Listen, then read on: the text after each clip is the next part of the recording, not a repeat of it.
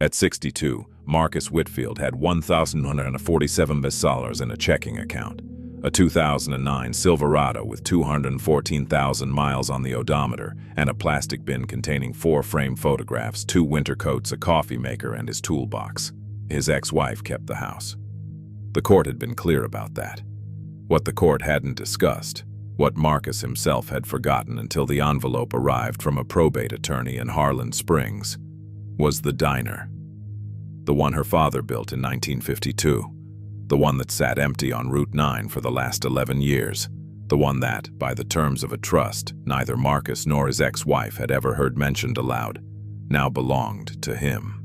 He drove out on a Tuesday in late September with no plan except to see it, maybe photograph it, maybe list it and finally pay off the truck. But when he pried open the service panel behind the grill line, he found something Eleanor's father had spent 30 years quietly building. Something Eleanor had spent just as long making sure Marcus would never find. The divorce had been finalized on a Thursday. Marcus sat in a conference room with veneer paneling and fluorescent lights that hummed at a frequency that made his jaw ache. His attorney, a tired woman named Stevens with reading glasses on a beaded chain, had advised him not to contest the house. "You moved out," she'd said, "voluntarily. 18 months ago. She's got grounds, and you don't have the cash to fight it." Eleanor sat across the table in a gray cardigan, hands folded. She didn't look at him. Her attorney, a man named Pruitt with a signet ring and cufflinks, slid the settlement across. Marcus signed. Stevens collected the papers, tapped them square, and stood. "You're done here," she said. Marcus left with his bin, his truck keys, and a single-page property inventory that listed no real estate. He'd been staying in a weekly rate motel off Exit 12 for the better part of 5 months. The room cost $219 a week and smelled like industrial carpet cleaner and cigarette smoke that no amount of painting could cover. He kept his clothes in the bin. He kept his coffee maker on the bathroom counter. He worked when he could. Odd carpentry jobs, handyman calls from a bulletin board at the Ace Hardware 2 exits down. He made $320 one week, $480 the next, $115 the week after that. It wasn't enough to rent an apartment. It was enough to eat and keep the truck insured. The envelope arrived on a Monday. It was forwarded twice. First to the house he no longer lived in, then to Stevens's office, then to the motel. The return address said Coulter and Fain, attorneys at law, Harlan Springs. Inside was a single-page letter on cotton paper. It informed Marcus that the estate of Harold Vincent Moss had completed probate. That Harold Moss, deceased 11 years prior, had established a revocable trust in 1998. That the trust contained one asset, a commercial property located at 1107 Route 9, Harlan Springs, consisting of a 1,040-square-foot diner structure and 0.7 acres. That upon the death of Harold's daughter, Eleanor Moss Whitfield, or upon the dissolution of her marriage, whichever occurred first, the property would transfer to Marcus Whitfield outright, free and clear, with back taxes paid from a separate escrow account. Marcus read it 3 times. He called the number listed. A paralegal confirmed. The deed was already recorded.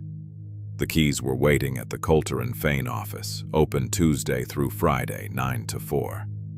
He didn't tell Eleanor. He didn't tell Stevens. He loaded the bin into the truck, checked out of the motel on a Tuesday morning, and drove north. The highway gave way to state routes. Pavement turned from 4 lanes to 2. Towns appeared and disappeared. Colton, Millersport, Ashford. He stopped once for gas and a bathroom, once for a cup of coffee he drank in the cab while watching a man in coveralls replace a belt on a riding mower in the parking lot of a True Value. The air smelled like cut grass and diesel. He got back on the road. Harlan Springs announced itself with a green sign pocked with birdshot. Population 1,804. The road narrowed. Houses appeared. Small capes and ranches set back behind mailboxes on posts. some with flower beds, some with tarps over wood piles, one with a satellite dish big as a kitchen table. He passed a Baptist church, a volunteer fire station, a Getty station with a handwritten sign advertising night crawlers. Then he saw it. 1107. Route 9 sat on the east side of the road, 50 yards past a bridge over a creek.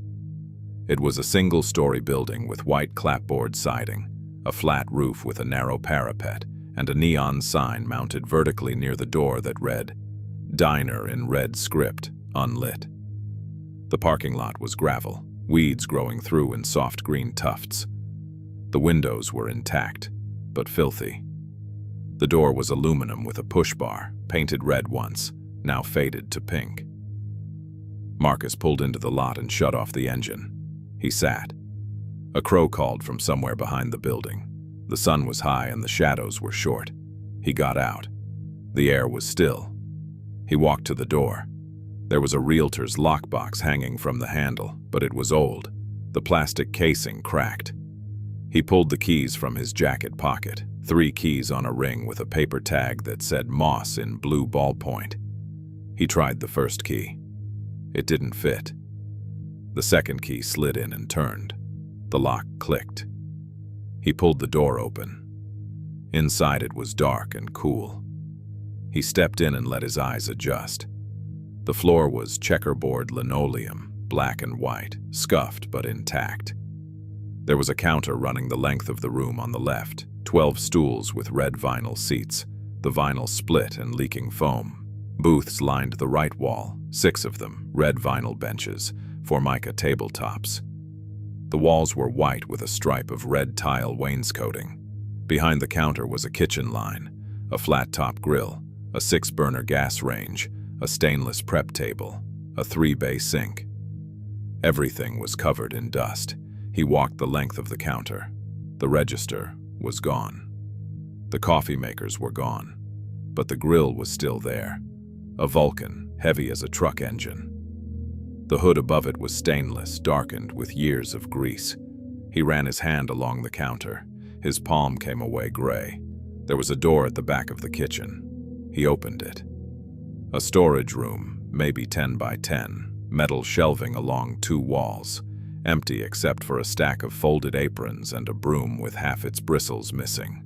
There was a back door, windowless, with a deadbolt.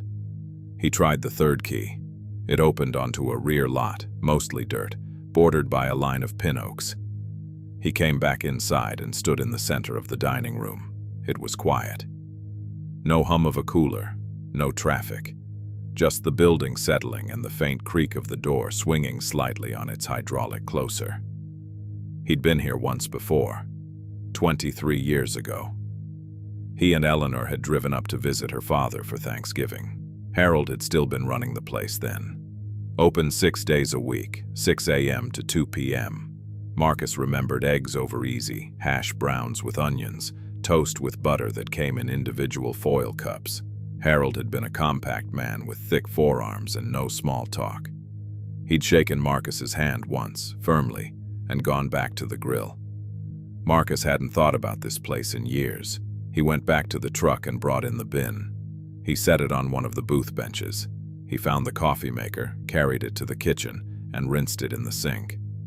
The water ran rust orange for 30 seconds, then cleared. He filled the carafe, poured it into the reservoir, added a filter and grounds from a zip-top bag in the bin, and plugged the machine into an outlet under the prep table. It sputtered, then began to brew. While the coffee dripped, he opened the cooler. It was a walk-in, door sealed with a latch handle. He pulled it open. Warmer air inside than out. The unit had been off for years. Bare shelves. A smell like old cardboard and something faintly sour. He closed it.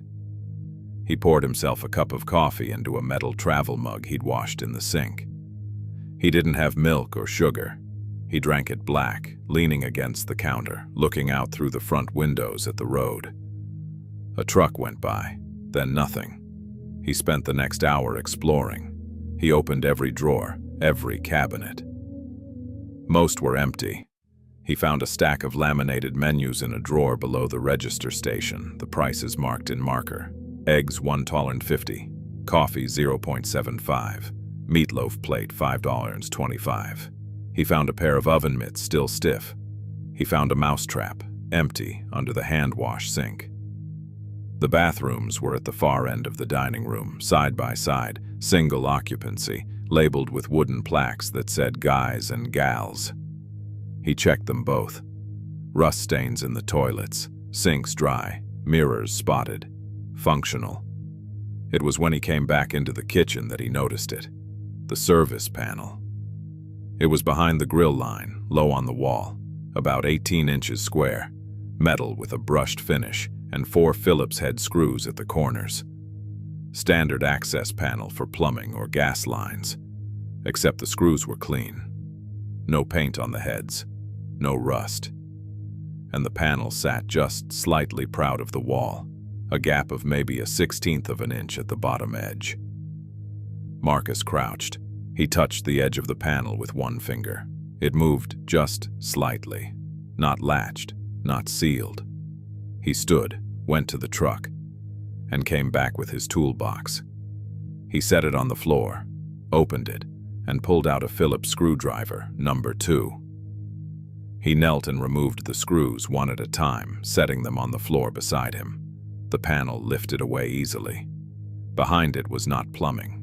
It was a compartment, framed with 2x4s lined with plywood, maybe 2 feet deep. Inside was a metal tackle box, dark green, latched but not locked. Beside it was a bundle of envelopes tied with butcher's twine. Beside that was a brass key on a ring, tagged with a number, 212. Marcus sat back on his heels. His heart was knocking in his chest, not hard but present. He reached in and lifted out the tackle box first. He set it on the floor, flipped the latches, and opened it. Inside, a stack of papers folded, a small spiral notebook with a black cover, a photograph, color, faded, and a letter in an envelope addressed in blue ballpoint. To Marcus. He lifted the envelope. The paper was thick. The flap wasn't sealed, just tucked. He opened it and unfolded the letter inside. The handwriting was block print, careful and even. It was dated October 4th, 2008. He read, Marcus, if you're reading this, it means the lawyer did his job and you got the building. I set up the trust in '98 after Eleanor told me you two were having trouble. She didn't want me to. She said it was our business, not yours. I told her a man who shows up and works and doesn't quit on my daughter is someone I trust. She didn't agree. We didn't talk much after that. I'm writing this because there are things you need to know. The diner closed in 2011. I didn't want to close it, but my hands were going and I couldn't hold a spatula steady. I thought about selling, but I didn't trust who'd buy it. This place was the only thing I built that mattered. I wanted it to go to someone who'd understand that. Eleanor doesn't know about the trust. I never told her. By the time you read this, you'll know why. I'm not asking you to forgive her. I'm asking you to understand that she loved her mother more than anything, and when her mother got sick, Eleanor made promises I don't think she should have made.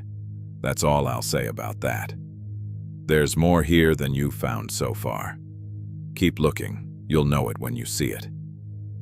I worked this grill for 43 years. I know what a day's work looks like. I saw it in you. Harold. Marcus read it twice. Then he set it down on the floor beside him and sat very still. He looked at the open panel, at the tackle box, at the bundle of envelopes still tied. He picked up the photograph. It showed a younger Harold, maybe 50, standing in front of the diner in summer. The neon sign was lit. A woman stood beside him, blonde, thin, smiling. Eleanor's mother.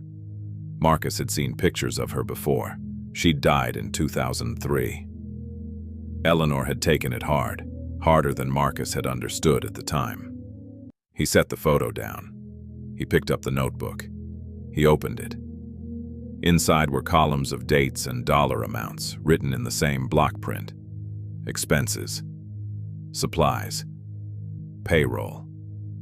The last entry was dated September 18, 2011. Below it, Harold had written, "Closed today, paid out Gian and Morris, cleaned the grill." Marcus closed the notebook. He untied the bundle of envelopes. There were 8 of them, all addressed to Eleanor, none of them mailed. He didn't open them. Not yet. He sat on the floor with his back against the prep table, the letter in his hand. Outside, the sun had moved. The light coming through the windows was softer now, angled. A car passed on the road, then silence again. He didn't cry. He didn't speak. He sat and held the letter and let the building settle around him. Marcus woke on the vinyl bench of the front booth, stiff and cold. The light coming through the windows was gray and flat. Morning, early. He sat up. His neck ached. The letter was still on the table in front of him, folded once. He'd read it 4 more times before falling asleep. The tackle box sat on the floor. The bundle of envelopes to Eleanor lay beside it. He stood and walked to the bathroom. He washed his face in the sink with cold water and dried it on the sleeve of his shirt. When he came back out, he made another pot of coffee and drank 2 cups standing at the counter, looking out at Route 9. A school bus went past, then a sedan. Then nothing. He needed food. He needed to understand what the brass key opened, and he needed to know if anyone in this town remembered Harold Moss. He locked the diner behind him and drove into town. Harlan Springs had a main street 4 blocks long, a post office, a dollar store, a cafe called Maureen's, a pharmacy, a consignment shop, and at the far end, a hardware store with a green awning and a sandwich board out front advertising deck screws at $8.99 a pound. Marcus parked in front of the hardware store and went inside. The interior was narrow and deep, with plank floors and pegboard walls crowded with tools, bins of fasteners, coils of rope, and boxes of light bulbs. It smelled like oil and sawdust and something metallic. A radio on the counter played low, classical music, strings. Behind the counter stood a woman in her mid-60s, gray hair pulled back in a bun, glasses on a cord around her neck, wearing a canvas apron over a denim shirt. She was sorting through a drawer of hose clamps, setting them in rows by size. She looked up when Marcus stepped to the counter. "Help you?" she said. "I'm looking for a pry bar," Marcus said. "Flat, maybe 10 inches. She nodded, came around the counter and walked to the back wall. She pulled a small flat bar off a pegboard hook and handed it to him. "This'll do it. $8.50. Marcus looked at the tool. Forged steel, rubber grip. Clean. He nodded. "I'll take it." She walked back to the register. Marcus followed. She rang it up. "Anything else?" He hesitated. "You know a Harold Moss?" She stopped. Her hand was still on the register keys. She looked at him for a long moment. "I did. He ran the diner out on Route 9. I know what he ran." Her voice was even, not unfriendly, but careful. "You family?" "Son-in-law. Was." She studied him, then she nodded slowly. "You're the one got the building." Marcus blinked. "How'd you know that?" "Coulter's paralegal is my niece. She mentioned it." The woman pulled her glasses up onto her nose. "Harold talked about you. Not a lot, but enough." Marcus didn't know what to say to that. The woman tapped a key and the register drawer opened. $8.50. Marcus pulled a 10 from his wallet and handed it over. She made change and set it on the counter. Then she reached under the counter and pulled out a wax paper-wrapped sandwich. She set it beside the change. "I made extra," she said. Marcus looked at the sandwich. "I can't." "You can," she said. "Bring the paper back when you're done." He looked at her. She looked back, calm. "Thank you," he said. She nodded. You need propane for that range. There's a guy delivers out of Millersport. Numbers on the board by the door. Harold used him for years. Marcus picked up the sandwich and the pry bar. What's your name? Iris Calloway. Marcus Whitfield. I know, she said. She went back to sorting hose clamps. Marcus left. He sat in the truck and ate the sandwich. Ham and Swiss on wheat bread with yellow mustard. It was the best thing he'd eaten in a month. When he was done, he folded the wax paper and set it on the dashboard. He drove back to the diner. Inside, he went straight to the kitchen. He stood in front of the compartment he'd opened the day before and looked around the rest of the space. If Harold had written, "There's more here than you've found so far," then there was something else. Something bigger. Marcus walked the perimeter of the kitchen. He tapped the walls with his knuckles, listening for hollow spaces. Solid. He opened the walk-in cooler again and examined the shelving. Metal standards bolted into studs. He checked the floor. Vinyl tile over concrete. He went into the storage room. He pulled the shelving units away from the walls one at a time. Behind the third unit, on the back wall, he found it. A seam. Vertical, then horizontal, then vertical again. A door, painted the same white as the wall, no handle, no hinges visible. He ran his fingers along the seam. There, a small hole, drilled at waist height, just wide enough for a fingertip. He pulled out the brass key. Number 212. He looked at the door. No keyhole. He pressed his fingertip into the hole and pulled. The door swung toward him on concealed hinges, smooth and silent. Behind it was a room, maybe 8 feet by 10. No windows. A pull-chain light fixture hung from the center of the ceiling. Marcus pulled the chain. A bulb flickered on, 60 watts, enough. The room was full. Along the left wall, a workbench with a vise, a handsaw, a miter box, and a stack of wooden boxes in varying sizes, each one dovetailed and sanded smooth. Tags tied to the handles with string. Marcus stepped closer and read them. For Eleanor, birthday 1997. For Eleanor, Christmas 1999. For Eleanor, birthday 2001. 12 boxes in all, stacked neatly, never given. Along the right wall, a filing cabinet, olive green, 4 drawers. Marcus opened the top drawer. Inside were folders labeled by year. He pulled one. 1986. Inside were receipts, carbon copies of checks, ledger pages. He opened another. 1993. The same. Harold's records every year going back to when the diner opened. The bottom drawer was different. Inside were envelopes, maybe 60 of them, bound in stacks with rubber bands. Marcus pulled one stack out. The envelopes were letter-sized, each one labeled with a year and a name. Eleanor, 1995. Eleanor, 1998. Eleanor, 2003. Eleanor, 2007. All the way to 2011.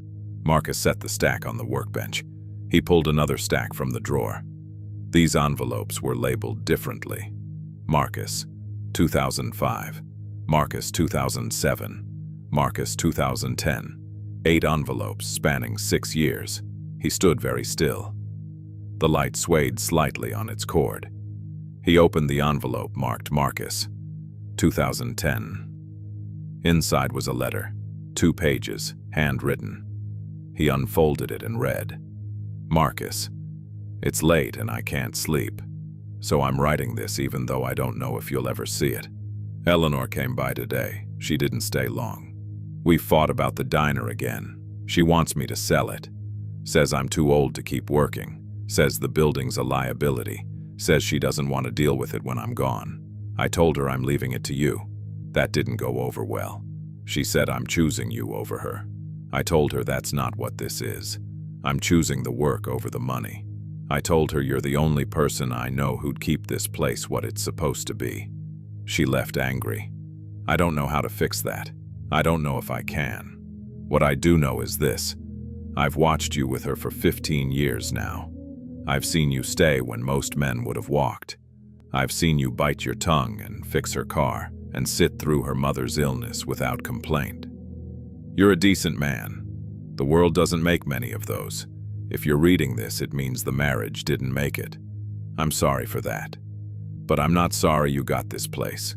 You earned it. Harold Marcus folded the letter and put it back in the envelope. His hands were steady. He set the envelope down and pulled out the one labeled Marcus, 2005. He opened it. Marcus, Eleanor called tonight. She said you're thinking about going back to school for your contractor's license. She said it's a waste of time and money. She said you're fine doing handyman work. I didn't say what I thought because it's not my place, but I'm writing it here. Do it. Get the license. You've got the skill. I've seen your work. That deck you built on the back of the house is plumb and square, and it'll be standing in 40 years. Don't let anyone tell you you're not good enough. I know Eleanor's got her own weight she's carrying. Her mother's been sick for 2 years now, and it's wearing on her. But that doesn't mean she's right about you. Harold Marcus set the letter down. He pulled out another. Marcus, 2007. Marcus, I heard you passed the exam. Eleanor didn't mention it when she called, but Iris Calloway's nephew was in the same testing group, and he told her, and she told me. Congratulations. That matters. Don't let anyone tell you it doesn't. I'm proud of you. Harold Marcus sat down on the floor, his back against the workbench. He read 3 more. Short letters. Reports of things Eleanor had said. Notes of encouragement, small observations. One mentioned a transmission rebuild Marcus had done on Harold's truck in 2008. Another mentioned a church dinner where Marcus had helped set up tables and Harold had watched him work. The last envelope in the stack was thicker. It was labeled Marcus, Final. The envelope wasn't sealed. Marcus opened it and pulled out 4 sheets of paper, covered front and back in Harold's careful block print. It was dated November 6, 2011, 3 weeks before Harold died. Marcus pulled the chain on the light to make sure it was seated and wouldn't swing. Then he sat against the wall and read. Marcus, this is the last one I'll write. The doctor says 6 months, maybe less. Lung cancer. I smoked for 30 years and quit 20 years ago, but I guess it doesn't forget. I'm writing this because there are things you need to know, and I won't be around to say them. Eleanor's mother, Claire, got sick in 2001. Pancreatic cancer. She lasted 2 years. It was bad. You were there for some of it, but not the worst parts. Eleanor didn't want you to see. She sat with her mother every night for 6 months at the end. Claire was in a lot of pain. She made Eleanor promise 2 things. The first promise was that Eleanor wouldn't let me work myself to death in this diner. Claire thought I was killing myself here, working every day, no rest. She thought if she died, I'd work even harder to avoid the grief. She made Eleanor promise to get me to sell the place and retire. The second promise was that Eleanor would take care of me when I got old, that she'd make sure I didn't end up in some state home, alone. Eleanor took those promises seriously. Too seriously, maybe. After Claire died, Eleanor started pushing me to close the diner. Every conversation we had came back to it. I told her I wasn't ready. She got angry. We stopped talking as much. By 2005, she was only calling once a month, and it was always the same fight. That's when I set up the trust. I knew she'd never forgive me for not selling. I knew if I left the diner to her, she'd have it on the market within a week. So I left it to you. I didn't do that to hurt her. I did it because this place means something. I built it with my own hands in 1952. I served breakfast to 3 generations of families. I gave work to people who needed it. I kept the lights on when other places closed. It was never about the money. It was about the work. You understand that. I saw it in you from the first time we met. You showed up in a clean shirt and shook my hand and called me sir, and then you helped me carry a gas cylinder from the truck without being asked. Little thing, but it told me who you were. Over the years, I watched you try to hold your marriage together. I watched you take Eleanor's moods and her distance and her coldness, and you never complained. You just kept showing up. That's loyalty. That's rare. I don't know what happened between you two. Eleanor doesn't tell me anything anymore. But I know this. When you read this letter, it means the marriage ended. And I'm sorry for that. Not because I think you failed, because I think you deserved better. Here's what I'm leaving you: the diner building and the land. It's paid off. Taxes are current, paid out of an escrow account I set up with Calder. That account has enough to cover 10 more years. The boxes on the workbench are things I made for Eleanor. I wanted to give them to her, but after Claire died, things between us were too broken. I kept making them anyway. Birthdays, Christmases. I'd finish one and put it in here. If you think she'd want them, they're yours to give. If not, keep them or burn them. Your call. The filing cabinet has all the records from the diner, every receipt, every payroll ledger, every tax return. I kept it all. If you want to reopen the place, it's all there. If you want to sell, it'll help with the appraisal. There's one more thing. Under the floorboard below the workbench, you'll need the pry bar. Marcus, I've known a lot of men.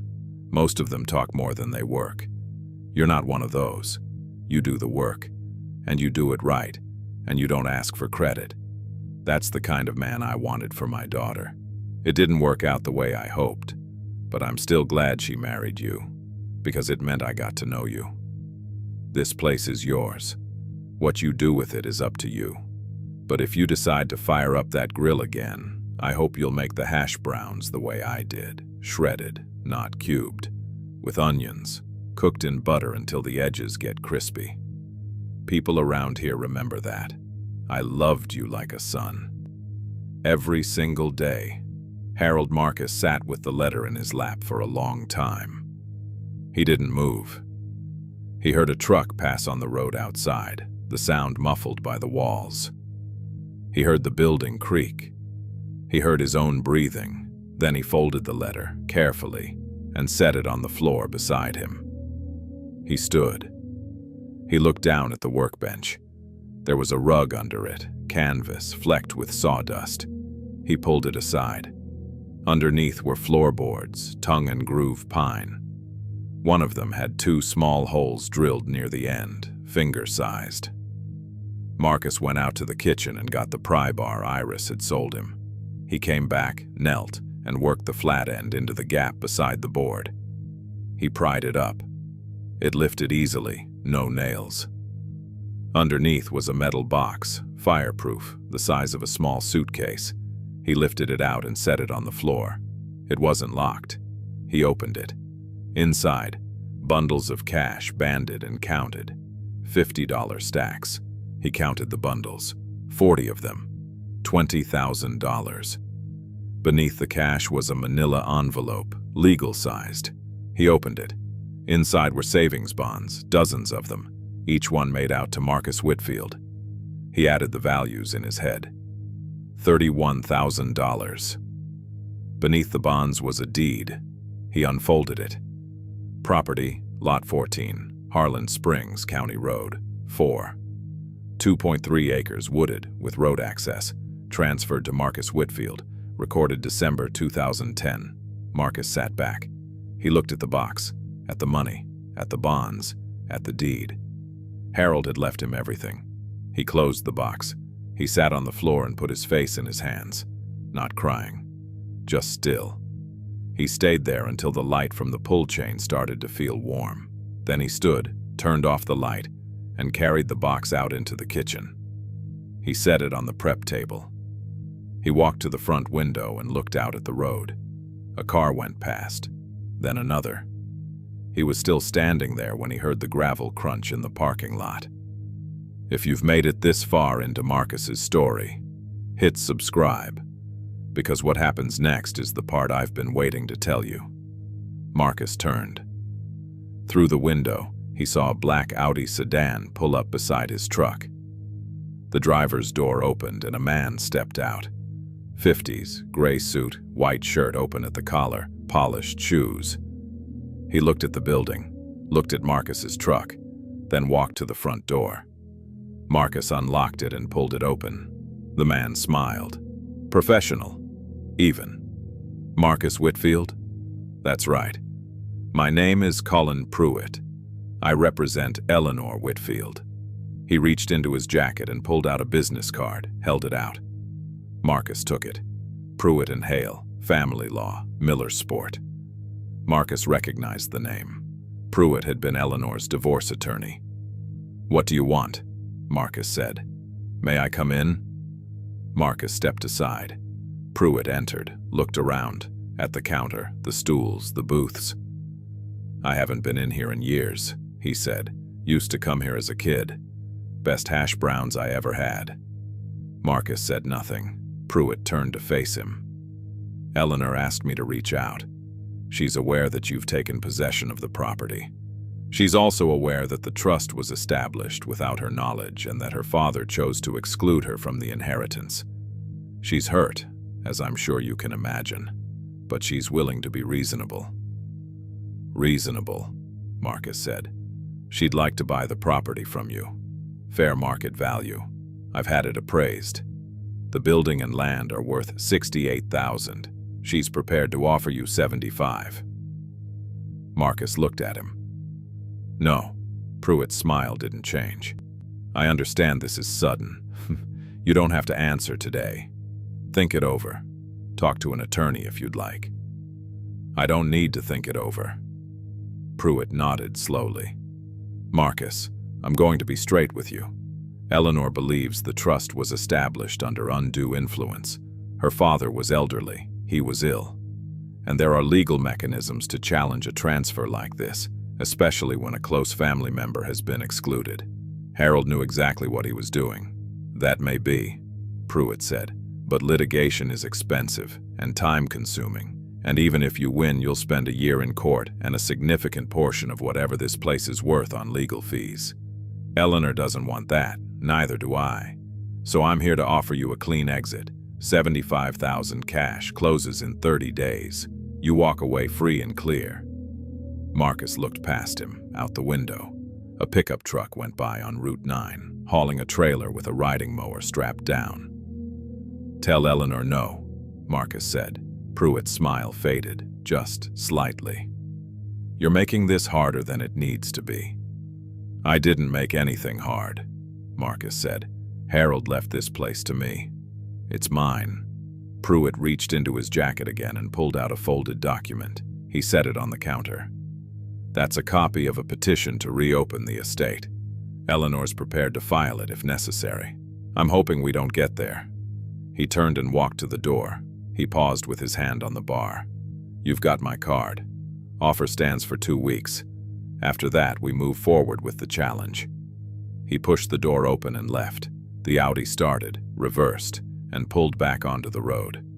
Marcus stood at the window and watched it disappear.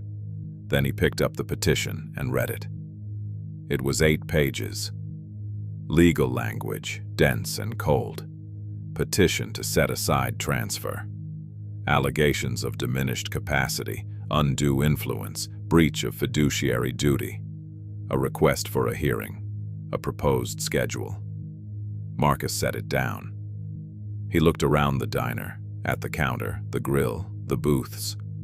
At the room in back where Harold had spent years writing letters no one would read. He walked into the hidden room and stood in front of the workbench. He looked at the wooden boxes stacked against the wall. 12 of them. Each one sanded smooth and dovetailed with care. He picked up the top one. The tag said, "For Eleanor. Birthday 2011. He untied the string and opened the lid. Inside was a wooden jewelry box, smaller, with inlaid walnut and a brass latch. Beautiful work. The kind of thing that took weeks. Marcus closed the lid. He set the box back on the stack.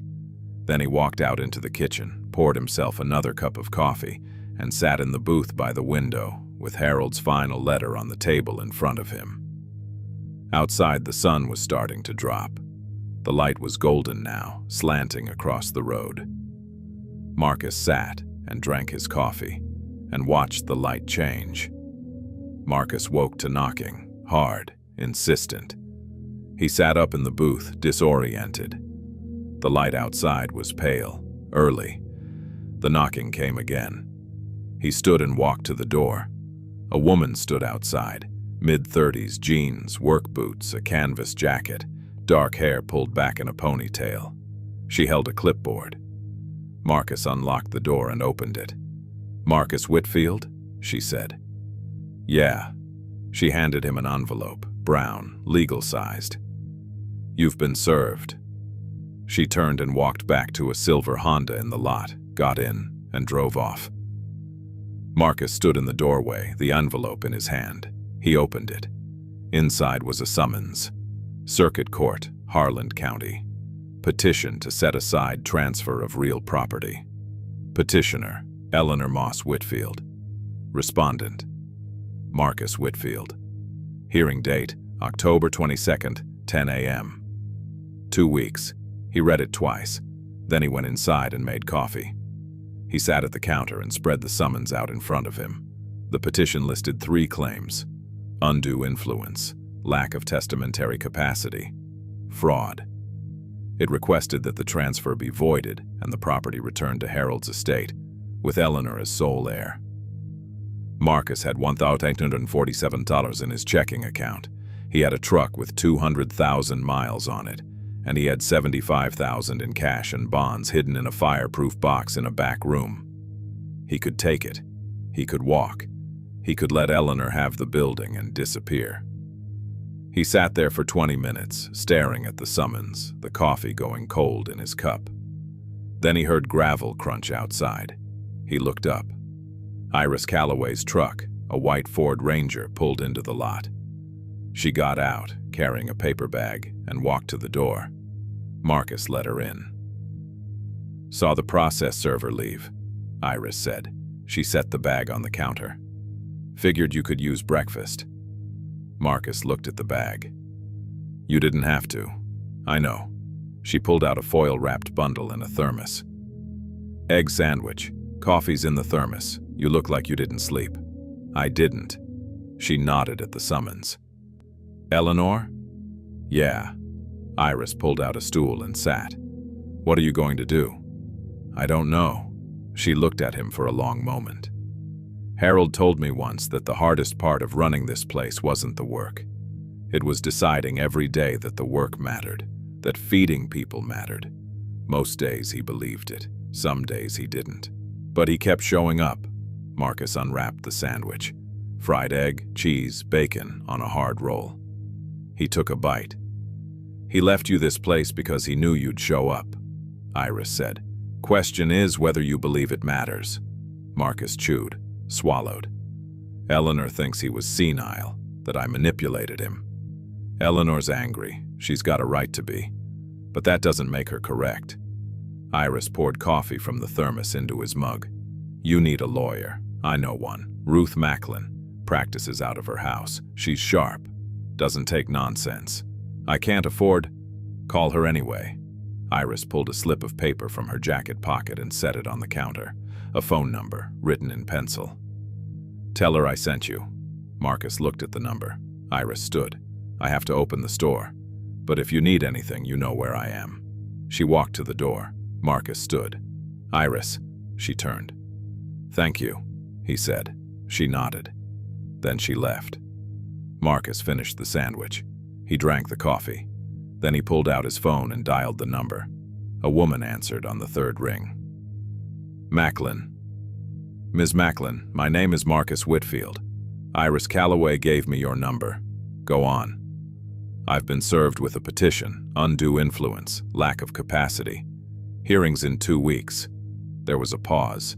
"You the one got Harold Moss's diner?" "Yes, ma'am. I knew Harold. Good man. Where are you right now?" "At the diner." "I'll be there in an hour." She hung up. Marcus set the phone down. He looked around the diner. The morning light was coming through the windows now, bright and clean. He went into the back room and brought out the fireproof box. He set it on the counter and opened it. He counted out $1,500 in 50s, folded them, and put them in his wallet. Then he closed the box and put it back. He spent the next hour cleaning. He swept the floors. He wiped down the counter and the tables. He scrubbed the 3-bay sink until the stainless showed through. He didn't know why. It just felt like something to do. At 9:30, a Subaru wagon pulled into the lot. A woman got out. 60s, gray hair cut short, wire-rimmed glasses, wearing khakis and a fleece pullover. She carried a leather briefcase, scuffed at the corners. Marcus met her at the door. "Ruth Macklin," she said, shaking his hand. Her grip was firm. "Show me what you've got." He gave her the summons and the petition. She sat at the counter and read them, flipping pages, making notes on a yellow pad. When she was done, she looked up. "This is weak," she said. "Eleanor's reaching. Harold set up the trust in 1998. That's 13 years before he died. He used a reputable attorney. There's no evidence of incapacity, and undue influence requires access and opportunity, which you didn't have. You weren't living here, and you barely saw the man. So you think I can win? I think you can, but it'll cost you $5,000 to retain me, and another 3 to 5 depending on how long it drags out." She looked at him. "Can you afford that?" Marcus hesitated. "I can." "Then I'll take the case. I'll file a response by end of week. Hearing's October 22nd. We'll need to bring witnesses, people who knew Harold, people who can speak to his state of mind and his intentions." Iris knew him. Ruth wrote that down. "Anyone else?" Marcus thought. "I don't know. I've only been here 2 days." Ruth tapped her pen on the pad. "Then you'd better start meeting people." She stood. "I'll be in touch. Don't talk to Eleanor. Don't talk to Pruitt. If they contact you, refer them to me." She handed him a business card. Ruth Macklin, attorney at law, with a phone number and an email address. Marcus walked her to the door. She paused on the step. "Harold was a client of mine for 20 years. I drafted that trust. He knew exactly what he was doing, and he told me why he was doing it. I'll testify to that if I have to." "Thank you," Marcus said. She nodded and left. Marcus went back inside. He sat at the counter and looked at the empty diner, the stools, the booths, the grill. He thought about what Iris had said, deciding every day that the work mattered. He didn't know if he could reopen this place. He didn't know if anyone would come. But he knew he wasn't going to let Eleanor take it without a fight. He was still sitting there when he heard a noise at the back door. A rattling, then a knock. Marcus walked through the kitchen and opened the door. A kid stood there, maybe 19, 20. Skinny, wearing a hoodie and jeans with holes in the knees, a backpack over one shoulder, dirt on his face. "Sorry," the kid said. "I saw the light, I was just—" He stopped. "Never mind." Marcus looked at him. The kid looked exhausted. "You hungry?" Marcus said. The kid blinked. "What? Are you hungry?" Yeah, I am." Marcus stepped aside. "Come in." The kid hesitated, then stepped inside. Marcus closed the door. "Sit," Marcus said, nodding toward a stool at the counter. The kid sat. Marcus went to the kitchen. He didn't have much. He found a loaf of bread in the bin he'd brought from the motel, a jar of peanut butter, a sleeve of crackers. He made 2 sandwiches and put them on a plate. He poured a glass of water and set it all in front of the kid. The kid stared at it.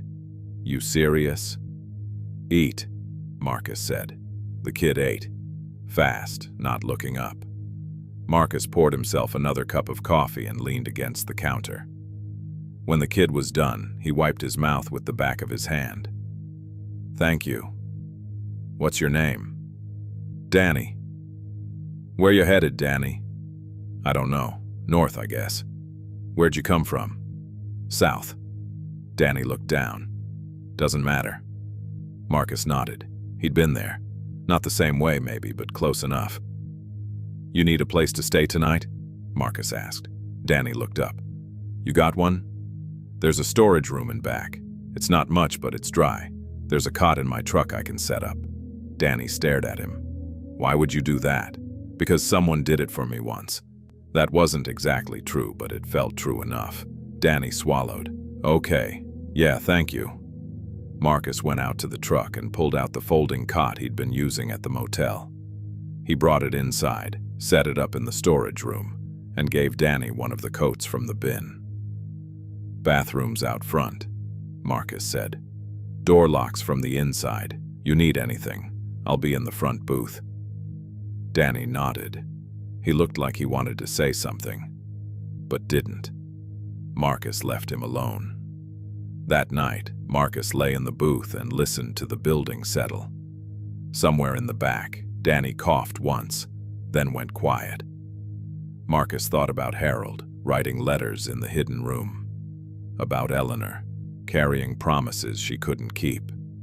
About the wooden boxes stacked on the workbench never opened. He didn't sleep much. The next week moved fast. Ruth filed the response. Marcus started going into town every day. He'd stop at Iris's hardware store, pick up small things, a box of screws, a roll of paper towels, a new lock for the back door, and talk to whoever was there. He met a retired electrician named Frank who'd rewired the diner in 1989. He met a woman named Colleen who ran a garden center and remembered Harold buying flowers every spring to plant by the door. He met an old man named Maurice who'd worked the line with Harold for 15 years. Marcus asked them all the same question. Would you be willing to come to a hearing and talk about Harold? Every one of them said yes. Danny stayed. Marcus didn't ask him to work, but Danny started doing it anyway. He swept the floors. He wiped down tables. He fixed a broken hinge on one of the bathroom doors. Marcus gave him $20 and told him to buy himself a decent meal in town. Danny came back with groceries instead. Bread, eggs, butter, a pound of bacon. Figured we could both eat, Danny said. Marcus taught him how to fire up the old gas range. They made breakfast together. Eggs, toast, bacon. They ate at the counter, not talking much. October 22nd came. Marcus put on the one clean shirt he had left, a blue button-down he'd ironed on the counter with a towel underneath. Danny helped him straighten his collar. "Good luck," Danny said. Marcus nodded. "Keep an eye on the place." He drove to the county courthouse in Millersport. It was a brick building with white columns, 2 stories, an American flag out front. Ruth was waiting on the steps, wearing a gray suit, her briefcase in hand. "You ready?" she said. "As I'll ever be." They went inside. The hearing room was small, wood-paneled, with a bench at the front and 2 tables facing it. Eleanor was already seated at the left table with Colin Pruitt. She wore a black dress and a pearl necklace. She didn't look at Marcus. Marcus sat at the right table beside Ruth. She opened her briefcase and pulled out a folder. The judge entered. Everyone stood. The judge was a woman in her 50s, reading glasses, black robe. She sat, and everyone else sat. "This is a petition to set aside a transfer," the judge said. "Petitioner is Eleanor Whitfield. Respondent is Marcus Whitfield. Mr. Pruitt, you may proceed." Pruitt stood. He argued for 20 minutes. He cited case law, statutes, precedents. He claimed Harold had been in declining health, that the trust was created in secret, that Marcus had isolating influence over Harold during his final years. Ruth took notes. She didn't interrupt. When Pruitt sat down, the judge looked at Ruth. "Ms. Macklin?" Ruth stood. "Your Honor, the petitioner's claims are contradicted by the facts. The trust was created in 1998, 13 years before Mr. Moss's death. It was drafted by me, under clear instruction from Mr. Moss, who was of sound mind and who explicitly stated his intentions. The respondent, Marcus Whitfield, did not live in Harlan Springs, had no regular contact with Mr. Moss during the years in question, and had no knowledge of the trust until after Mr. Moss's death. There was no undue influence. There was no incapacity. There was only a father who wanted to preserve his life's work and believed Mr. Whitfield was the right person to do it." She sat. The judge looked at Pruitt. "Do you have evidence of incapacity? Medical records?" Testimony from a physician. Pruitt hesitated. Not at this time, Your Honor, but we believe discovery will. Do you have evidence of undue influence? Documentation of contact between Mr. Moss and the respondent during the relevant period.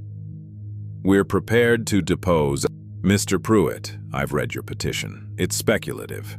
You're asking me to set aside a lawfully executed trust on the basis of allegations you can't support. The judge looked at Ruth. Ms. Macklin, do you have witnesses? I do, Your Honor, 5 of them waiting outside. The judge nodded. Bring them in. Ruth went to the door and opened it. Iris came in first, then Frank, then Colleen, then Maurice, then a woman Marcus didn't recognize. Older, 70s, with white hair and a cane. They sat in the gallery. Ruth called Iris first. Iris took the stand. She stated her name, her occupation, and how long she'd known Harold. 40 years, she said. He was a customer, a friend, a good man. Ruth asked her about Harold's state of mind in the years before he died. Iris said he was sharp, clear, knew what he wanted. Did he ever speak to you about the diner? Ruth asked. All the time, Iris said. He was proud of it. He wanted it to keep going. He told me he was leaving it to Marcus because Marcus understood what it meant to work with your hands and care about the result. Pruitt cross-examined. He asked if Iris had seen the trust document. She hadn't. He asked if she was a medical professional. She wasn't. He sat down. Ruth called Frank next. He testified that Harold had been clear-headed, organized, meticulous. He knew every wire in that building, Frank said. You don't manage that if your mind's gone. Colleen said the same. So did Maurice. Then Ruth called the woman Marcus didn't recognize. Her name was Jean Porter. She'd worked at the diner as a waitress from 1987 to 2011. Harold talked to me about the trust, Jean said. This was in 2005, maybe 2006. He told me Eleanor wanted him to sell, and he wasn't going to. He said he was leaving the place to his son-in-law because Eleanor didn't understand what the diner was for. He said Marcus did. Pruitt stood. Objection, hearsay. The judge looked at him. It's a statement of the declarant's intent, Mr. Pruitt. I'll allow it. Pruitt sat. Ruth had no further questions. Pruitt didn't cross-examine. The judge looked at Eleanor. Ms. Whitfield, do you wish to testify? Eleanor looked at Pruitt. He shook his head slightly. No, Your Honor, Eleanor said. Her voice was quiet. The judge folded her hands. I've heard enough. The petition is denied. The trust was validly executed. Mr. Moss was competent. There's no evidence of undue influence. The transfer stands. She stood. Everyone stood. The judge left. Marcus sat down. He felt Ruth's hand on his shoulder. It's over, she said. Across the room, Eleanor was crying. Pruitt was packing his briefcase. He said something to her, low, and she nodded. Then she stood and walked out without looking back. Marcus watched her go. Iris came up to the table. You okay? Marcus nodded. Yeah. Frank, Colleen, Maurice, and Jean all came up, one by one. They shook his hand.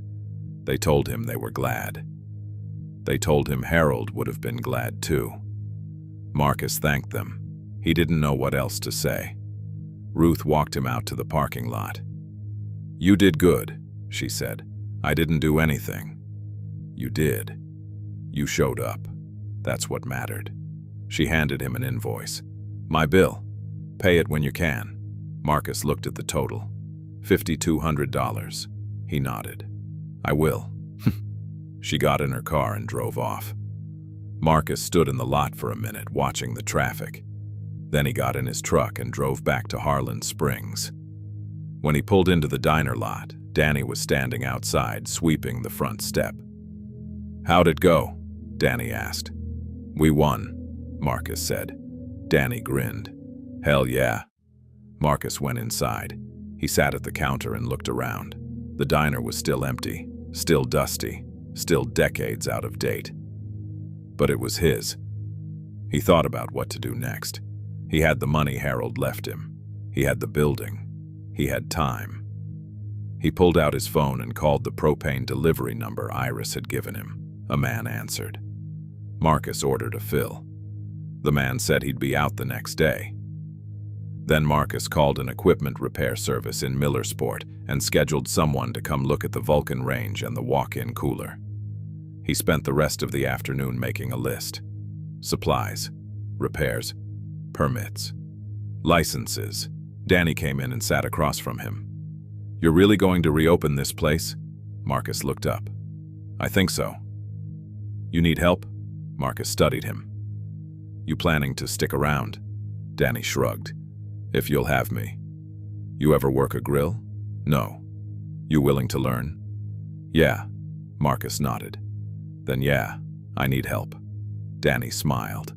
That evening, Marcus walked into town. He stopped at Iris's store just before closing. "I wanted to pay you back," Marcus said. He handed her $300. Iris looked at the bills. "For what?" "The sandwiches, the pry bar, everything." She pushed the money back across the counter. "Keep it. Put it into the diner." "Iris, Marcus, Harold helped me when I needed it. 20 years ago, my husband died and left me with this store and a pile of debt. Harold co-signed a loan so I could keep it. Didn't ask for anything. Didn't tell anyone. Just did it." She looked at him. "You want to pay me back? Open that diner and do the same for someone else." Marcus took the money. "Okay." She nodded. "When are you opening?" "I don't know yet. Month, maybe. 2 months." "Let me know. I'll spread the word." Marcus left. He walked back to the diner in the dark. The road was quiet. A few porch lights glowed from houses set back in the trees. He could hear a dog barking somewhere far off. When he got back, Danny was sitting on the front step. "You good?" Marcus asked. "Yeah," Danny said. "Just thinking." Marcus sat beside him. They didn't say anything for a while. Then Danny said, "Why'd you help me?" Marcus thought about it. "Because I know what it's like to have nothing. You could have turned me away. I could have. But you didn't." "No," Marcus said. "I didn't." They sat in silence. The stars were out. The air was cool. "Thank you," Danny said. Marcus nodded. The next 6 weeks were a blur. The propane guy came and filled the tank. The repair tech got the range working and replaced the compressor in the walk-in. Marcus and Danny scrubbed every surface in the kitchen, counters, walls, floors, the hood over the grill. They pulled out the old fryer and hauled it to the scrap yard. They repainted the dining room, white with the red stripe, just like it had been. Frank came by and rewired 2 outlets that weren't up to code. Colleen brought flowers and planted them in boxes by the front door. Maurice showed up one morning with a box of spatulas, tongs, and ladles. "Had these in my garage," he said. "Figured you could use them." Iris donated a coffee maker, a commercial one, 12-cup. A woman Marcus didn't know dropped off 6 place settings of dishes and flatware. "Harold served my kids breakfast every Saturday for 10 years, she said. "This is the least I can do." Word spread. People started stopping by. They'd knock on the door, introduce themselves, share a memory of Harold. A man who said Harold paid for his son's school supplies one year when he was out of work. A woman who said Harold let her run a tab for 3 months when her husband was in the hospital. A teenager who said Harold gave him his first job. Marcus listened to every story. He wrote them down in the black notebook he'd found in the tackle box. By mid-November, the diner was ready. Marcus and Danny stood in the kitchen and looked at the grill, the range, the prep table. Everything was clean. Everything worked. "What do you think?" Danny said. "I think we open tomorrow," Marcus said. That night, Marcus went into the hidden room. He looked at the wooden boxes stacked on the workbench. He thought about Eleanor, about the hearing, about the promises she'd tried to keep. He picked up the box labeled, "For Eleanor. Birthday, 2011. He carried it out to his truck, along with the other 11 boxes, and loaded them carefully in the bed. Then he drove to the address listed on the divorce settlement paperwork. The house was a small ranch on a cul-de-sac in Millersport. The lights were on inside. Marcus parked on the street. He carried the boxes, one at a time, and stacked them on the front porch. When all 12 were there, he took a piece of paper from his wallet and wrote, "Harold made these for you. He never stopped loving you." He set the note on top of the stack. Then he got back in his truck and drove away. The next morning, Marcus unlocked the diner at 6 a.m. He turned on the lights, fired up the grill, started the coffee. Danny set the tables, filled the napkin dispensers, turned the sign in the window to open. At 6:30, the door opened. Iris walked in. "Coffee," she said. Marcus poured her a cup. She sat at the counter. At 7, Frank came in with 2 friends. They ordered eggs and hash browns. Marcus cooked. Danny served. By 8, every booth was full. People kept coming. Some Marcus recognized, some he didn't. They ordered breakfast. They drank coffee. They talked quietly, the way people do in the morning. Marcus worked the grill. He shredded the potatoes by hand, just like Harold's letter had said. He cooked them in butter until the edges got crispy. He plated them with eggs, toast, and bacon. At 9:30, a young woman walked in. She looked tired. She had a backpack and a sleeping bag rolled up and tied to the bottom. She stood by the door, uncertain. Danny saw her. He walked over. "Sit anywhere you want." She sat at the counter. Danny brought her a menu. She looked at it, then set it down. "I don't have any money." Danny glanced at Marcus. Marcus nodded. Danny smiled. "Breakfast is on the house today." The woman blinked. "Serious?" "Serious." She ordered eggs and hash browns. Marcus made them. Danny set the plate in front of her. She ate slowly, like she was savoring every bite. When she was done, Marcus walked over. "You need a place to stay?" She looked up at him, surprised. "What?" "There's a room in back. It's not much, but it's warm. You can stay as long as you need." Her eyes filled with tears. She nodded. Danny showed her to the storage room. Marcus watched them go, then turned back to the grill. Iris was watching him. She raised her coffee cup. "Harold would be proud." Marcus nodded. He didn't trust himself to speak. That night, after the last customer left and the dishes were washed and the grill was clean, Marcus stood in the dining room. Danny was sweeping. The young woman, her name was Amy, was sitting in a booth, writing in a journal. Marcus walked to the wall behind the counter. He'd hung a photograph there that morning. It showed Harold standing in front of the diner, arms crossed, the hint of a smile on his face. Below it, a small brass plaque. Harold Moss, 1952-2011. He built this place with his hands and his heart. Marcus touched the frame, just once. Then he turned off the lights and walked upstairs. There was a small apartment above the diner. He hadn't known it was there until Danny found the staircase behind a locked door in the storage room. 2 rooms, a bedroom and a sitting area, with a dormer window that looked out over Route 9. Marcus sat in an old armchair by the window. The room was dark except for the glow of the diner sign outside, the red neon casting soft light across the floor. He thought about Eleanor, about the boxes on her porch. He didn't know if she'd opened them. He didn't know if she ever would. He thought about Harold, writing letters in the hidden room, saving money in a fireproof box, building something that would last. He thought about Danny and Amy, asleep downstairs, about Iris and Frank and Colleen and Maurice and all the people who'd shown up, one by one, to help. He pulled Harold's final letter from his pocket. He'd been carrying it every day. He unfolded it and read the last line again. "I loved you like a son." Every single day. Marcus folded the letter and set it on the windowsill beside a photograph of Harold and a brass key, tagged 212. Outside, the road was empty. The night was still. A porch light glowed from a house across the street.